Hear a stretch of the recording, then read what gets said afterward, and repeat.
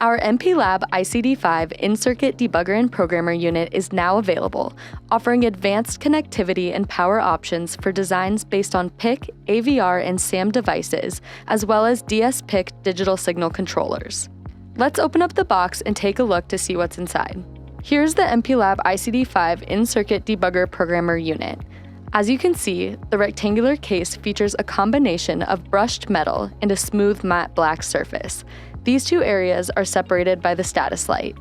On one side, there's a USB-C port for connecting the device to your host PC, and there's an Ethernet port on the top of the device for fast Ethernet connectivity with PoE+. On the other side, there is a connection port that you will use to connect the debugger programmer to your target board. In addition to the unit, you'll also find a USB Type-C cable, an adapter board, and multiple connector cables in the box, so you'll have everything you need to get started. There's also some very cool ICD5 stickers. Connect with ease and start debugging using our new MPLAB ICD5 Debugger and Programmer.